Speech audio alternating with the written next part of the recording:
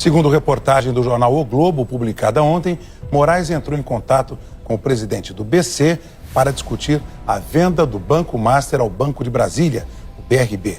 A reportagem informa que Moraes procurou Galípolo ao menos 4 vezes, por ligações telefônicas e presencialmente.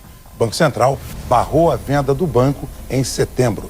Segundo as investigações da Polícia Federal, entre outras irregularidades, o Master fraudou papéis vendidos ao BRB com conhecimento do banco, que é público.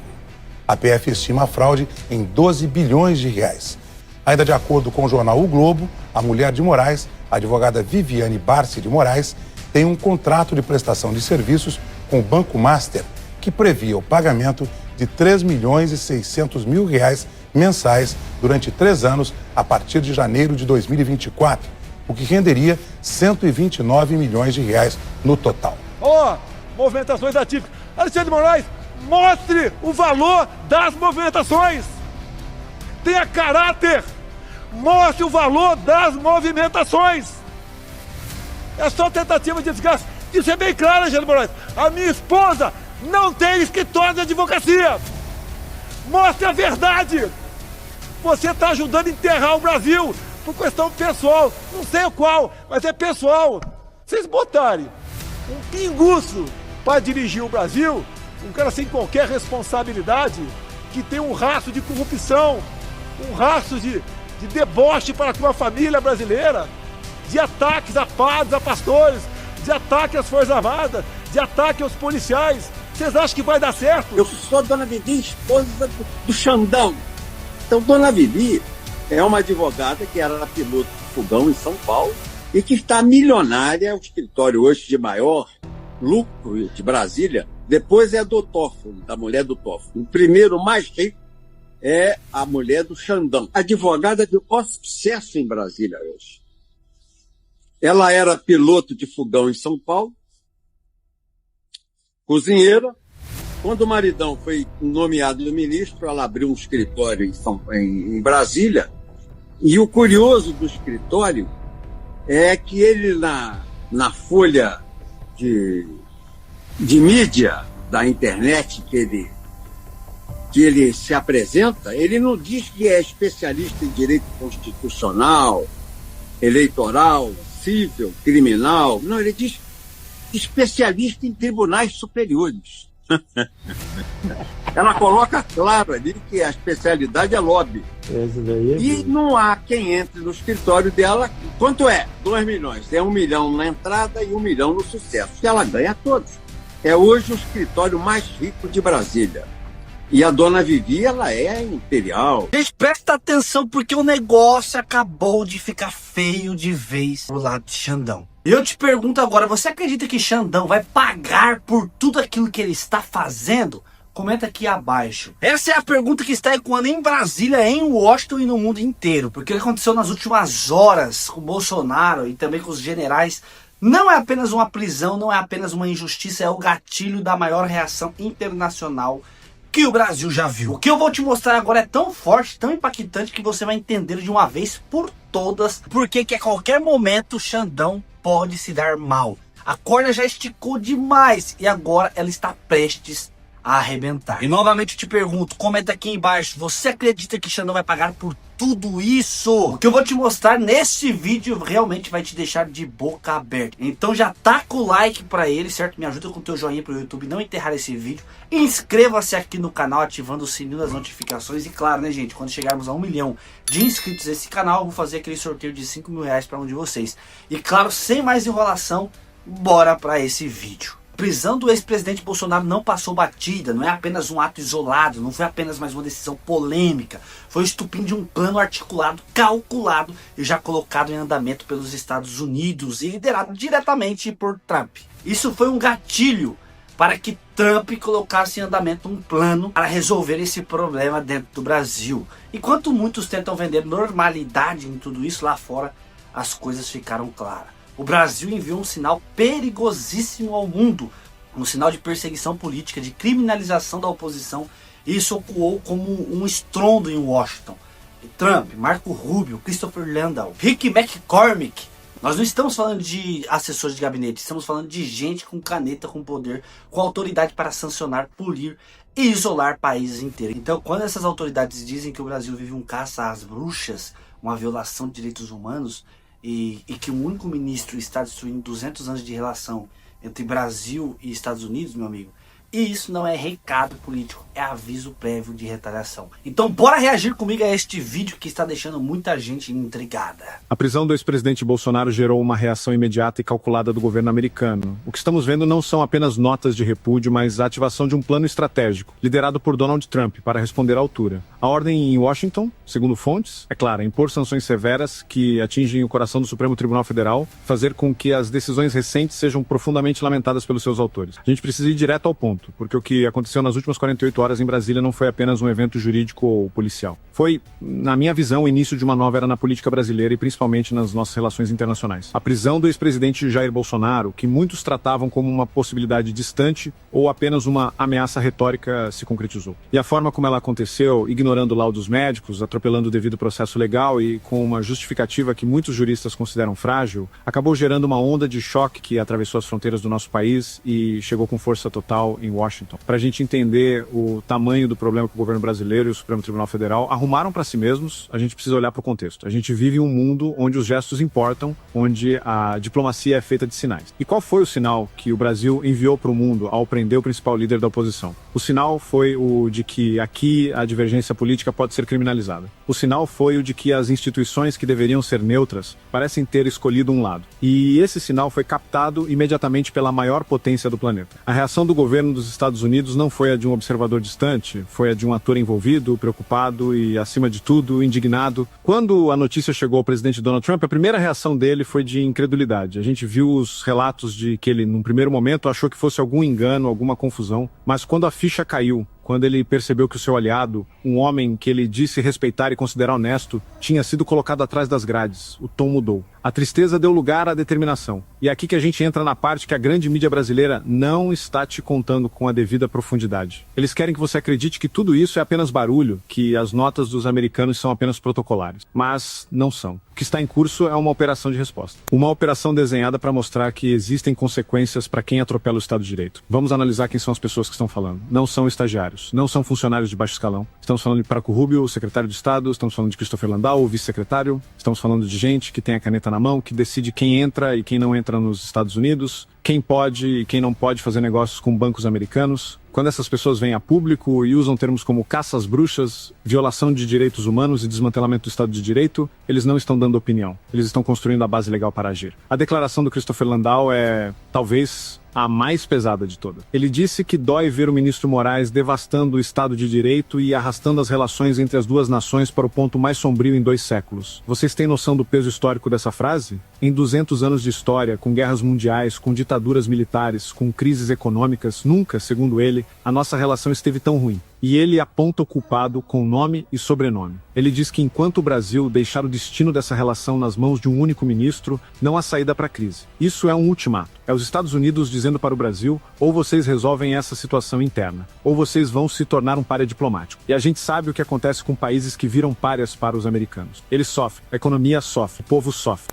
E o plano de retaliação que está sendo desenhado em Washington é muito mais sofisticado do que uma simples nota de repúdio. Eles sabem que notas não funcionam com quem se acha dono da verdade. Eles sabem que a única linguagem que esse tipo de poder entende é a linguagem da perda. Perda de dinheiro, perda de prestígio, perda de liberdade. Por isso, a estratégia americana se baseia na Lei Magnitsky. A gente tem falado muito sobre ela aqui, mas é importante reforçar como ela funciona. Ela foi criada para punir violadores de direitos humanos ao redor do mundo, congelando seus bens e proibindo sua entrada nos Estados Unidos. O ministro Alexandre de Moraes já foi sancionado. Mas o que o governo Trump percebeu é que sancionar apenas ele não foi suficiente para parar a escalada autoritária. Pelo contrário, parece que a sanção serviu como combustível para que ele dobrasse a aposta e prendesse o Bolsonaro. Então, qual é a próxima fase do plano? É a expansão do alvo. É o que a gente chama de transbordo de responsabilidade. O governo americano, segundo as informações que chegam dos bastidores, está se preparando para aplicar sanções não apenas ao ministro, mas a toda a sua rede de apoio. Isso inclui, como a gente já viu, a possibilidade real de sancionar familiares, como a esposa do ministro, a advogada Viviane Barci. Essa é uma jogada de uma dureza extrema. Ao mirar na família, o governo Trump está dizendo que não existem santuários, que não existem esconderijos para o patrimônio de quem eles consideram violadores de direitos. Se o ministro usa a estrutura familiar para blindar seus bens, essa estrutura também se torna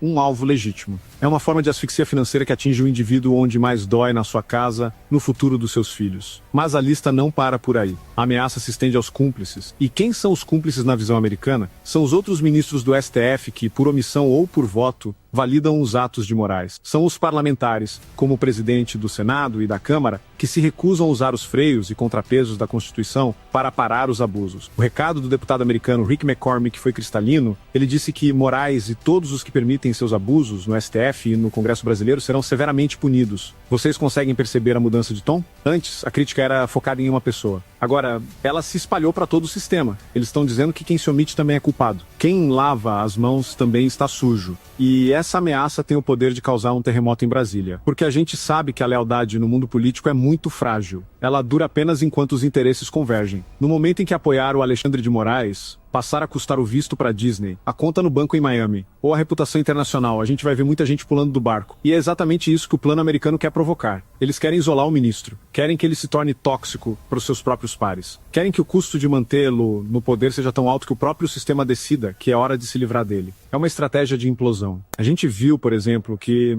o ministro Gilmar Mendes, em uma tentativa desesperada de manter a pose, disse que as sanções não afetam a vida institucional do país. Mas a informação que o Paulo Figueiredo trouxe é que, nos bastidores, o clima é de pânico total, que tem ministro chorando, que eles sabem que a coisa ficou séria. Quando a água bate no pescoço, a arrogância costuma diminuir rapidinho. E não podemos esquecer do impacto que isso tem na nossa economia. O Brasil não é uma ilha. Nós dependemos do comércio internacional, dos investimentos estrangeiros. Quando a maior economia do mundo diz que o nosso Estado de Direito está desmoronando, que não há segurança jurídica aqui, o investidor foge. O dólar sobe, a inflação volta. Quem paga a conta da irresponsabilidade de Brasília é o trabalhador, é a dona de casa, é o empresário que tenta gerar emprego. A prisão de Bolsonaro nesse cenário foi um tiro no pé monumental. Eles acharam que estavam demonstrando força, mas na verdade estavam apenas acelerando a sua própria queda. Eles uniram a oposição interna, acordaram quem estava dormindo e trouxeram para a briga o adversário mais perigoso que poderiam ter. Aqui dentro do Brasil, a reação também foi forte. A gente viu governadores importantes, como Tarcísio de Freitas, Ratinho Júnior e Cláudio Castro, saindo de cima do muro e criticando abertamente a prisão. A gente viu figuras do Centrão, que sempre foram muito cautelosas, como Gilberto Kassab e Arthur Lira, demonstrando desconforto e preocupação. Isso mostra que o consenso em torno do STF quebrou. Eles não têm mais o apoio incondicional da classe política. Eles estão ficando sozinhos. E a sociedade também acordou. A sensação de injustiça, de que a lei não vale para todos, de que existe uma perseguição implacável contra um lado do espectro político, se espalhou. Mesmo quem não é bolsonarista raiz começa a se perguntar se fazem isso com o ex-presidente, o que não fariam comigo? A insegurança jurídica deixou de ser um termo técnico e virou uma sensação real de medo. A narrativa que o sistema tentou vender de que eles estavam salvando a democracia não cola mais. Ninguém acredita que prender um idoso de 70 anos, doente, com base em suposições de fuga, seja um ato de defesa da democracia. O que todo mundo vê é vingança, é ódio, é o uso do poder do Estado para esmagar um adversário. E isso, em vez de pacificar o país, só aumenta a divisão e a revolta. O governo Lula, por sua vez, tenta fingir que não é com ele. O Itamaraty solta notas genéricas sobre soberania, tentando posar de independente. Mas a verdade é que o Lula está apavorado. Ele sabe que a crise com os Estados Unidos é um desastre para o seu governo. Ele sabe que, se a economia afundar por causa de sanções, a sua popularidade, que já não é lá essas coisas, vai para o buraco de vez. Ele sabe que se tornou refém das decisões do Alexandre de Moraes. O destino do governo dele está amarrado ao destino de um juiz que parece ter perdido o controle. E a gente precisa falar sobre o futuro. O que vem depois dessa prisão? O sistema aposta que o bolsonarismo vai morrer, que sem o líder, o movimento se desfaz. Mas a história mostra que mártires são muito mais perigosos do que líderes livres. A prisão de Bolsonaro deu a ele uma aura de vítima que nenhum discurso político conseguiria dar. Ela galvanizou a base, deu um novo propósito para a militância. E com a ajuda externa, com a pressão dos Estados Unidos, essa base ganha uma esperança renovada. Eles não se sentem mais sozinhos lutando contra um gigante. Eles sentem que têm aliados poderosos. E isso muda tudo. Isso dá coragem para enfrentar, para protestar, para não aceitar calado. A estratégia de terra arrasada que o STF parece ter adotado pode acabar arrasando com eles mesmos. Eles esticaram a corda até o limite e agora ela está prestes a arrebentar. A vingança de Trump, as sanções, o isolamento internacional, a revolta interna, a crise econômica, tudo isso forma uma tempestade perfeita que pode varrer as estruturas de poder que se achavam eternas. Eu acredito que os próximos dias e semanas serão decisivos. A gente vai ver se o sistema vai ter a capacidade de recuar, de tentar buscar uma saída negociada como a prisão domiciliar ou se eles vão continuar na toada do confronto total. Se escolherem o confronto, eu tenho pelo que pode acontecer com o nosso país, mas ao mesmo tempo eu tenho a esperança de que dessa crise possa nascer um Brasil mais forte, com instituições que realmente respeitem a lei e a vontade do povo. A lição que fica é que o poder sem limites é o caminho mais rápido para a ruína. O ministro Moraes, ao tentar ser tudo, ao tentar ser o juiz, o legislador e o executor, acabou se colocando em uma posição insustentável. Ele se tornou o problema. E na política, quando alguém se torna o problema, a solução costuma ser a sua remoção, seja pelo impeachment, seja pela pressão, seja pelo isolamento. A gente vai continuar aqui acompanhando cada passo, cada movimento. A gente não vai deixar que a verdade seja sufocada. A gente vai continuar a mostrar o que a grande mídia tenta esconder. Porque a nossa lealdade não é a homens ou a partidos. A nossa lealdade é ao Brasil, à liberdade e à justiça de verdade. Essa história da retaliação americana é a prova de que o mundo não está cego para o que acontece aqui.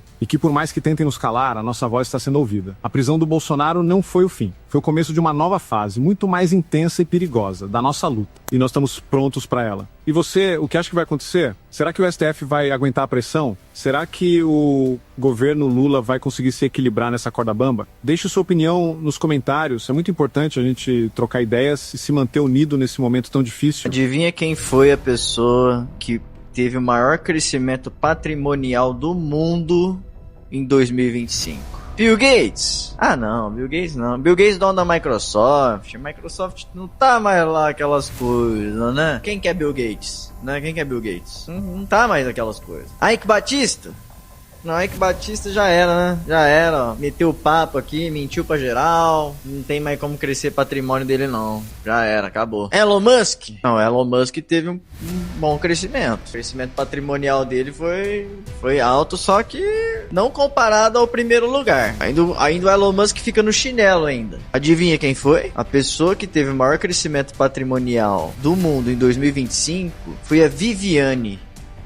Aí você deve estar se perguntando, mas que diabo é Viviane, rapaz? A Viviane, ela é mulher do cabeça de ovo. Só que a cabeça do... Esse aqui tá bronzeado. Esse aqui, a cabeça de ovo tá bronzeada. A cabeça de ovo, a outra é mais branco.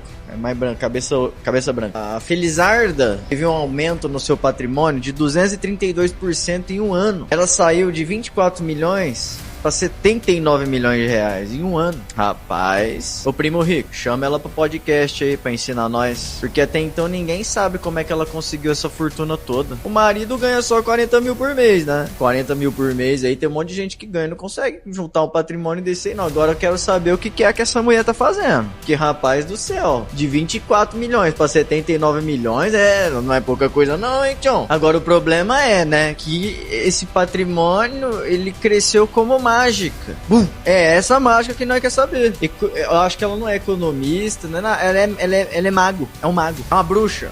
Uma bruxa. Ensina essa bruxaria pra nós. Pelo amor de Deus. Foi difícil 2025. Difícil. Meus amigos, tudo indica que a história virou que o sistema que achava que poderia tudo, que ninguém os alcançaria, agora está cercado de todos os lados. Internamente pela indignação do povo, né, gente? Politicamente pelo abandono dos aliados. E externamente pela pressão avassaladora dos Estados Unidos. E a pergunta agora é inevitável, como eu sempre pergunto aqui. Será que agora chegou a hora de Xandão cair? Será que ele vai pagar por tudo aquilo que ele está fazendo? Será que a corda finalmente arrebenta do lado que puxou demais?